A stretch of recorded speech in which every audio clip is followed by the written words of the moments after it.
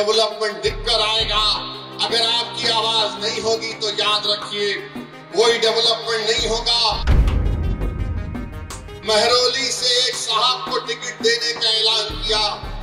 वो नरेश साहब का नाम लिए बोला गया कि उनके ऊपर इल्जाम लगाया गया था, बल्कि कोर्ट ने सजा भी दी थी। वो कुरान की बेहुरमती करे थे। ये इनका असली चेहरा।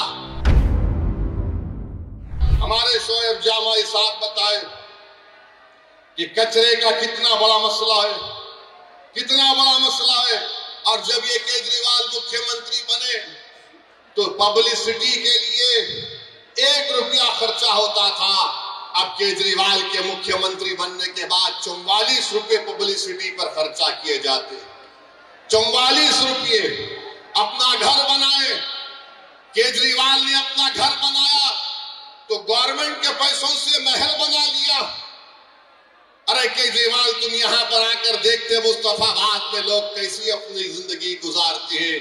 मेरे अजीज दोस्तों और बुजुर्गों, नेशनल ग्रीन ट्रिब्यूनल ने दिल्ली हुकूमत पर 900 करोड़ रुपए का उनका कहा कि कंपनसेशन दो, मगर ओखला, गाजीपुर, भलसावा में जो कचरे के पहाड़ बन रहे हैं, ऐसा लगता है कि जूनागढ़ के गिरनार से भी लंबे पहाड़ कचरे के बन रहे।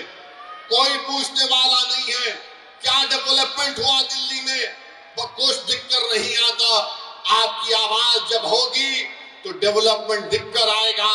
अगर आपकी आवाज नहीं होगी तो याद रखिए कोई डेवलपमेंट नहीं होगा। ये आम आदमी पार्टी का मुख्यमंत्री महरौली से एक साहब को टिकट देने का ऐलान किया। वो नरेश साहब का नाम लिए बोला गया कि उनके ऊपर इल्जाम लगाया गया था, बल्कि कोर्ट ने सजा भी दी थी। वो कुरान की बेहुरमती करे थे। ये इनका असली चेहरा।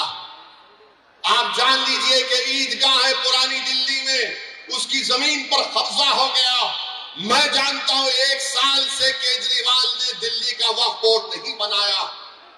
तुम नहीं बनाए तो मोदी ने एक ऑफिसर का तकर्रुर कर दिया। ईदगाह की जमीन पे कब्जा हो गया। क्यों नहीं बनाया तुमने 1 साल से दिल्ली का वक्फ बोर्ड? किसने रोका था तुमको? मगर नहीं बनाया इसलिए ताकि कब्जे हो जाए, ताकि कोई कुछ कर ले।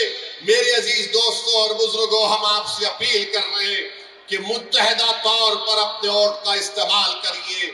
अगर आप फिर उसी चक्कर में फंस जाएंगे कि नहीं नहीं कुछ हो जाएगा, अरे अब क्या बचा है मुझे बताओ, अब क्या बचा है तुम्हारे पास? अब तो यहां से उठने की बात आपको हमको करना है।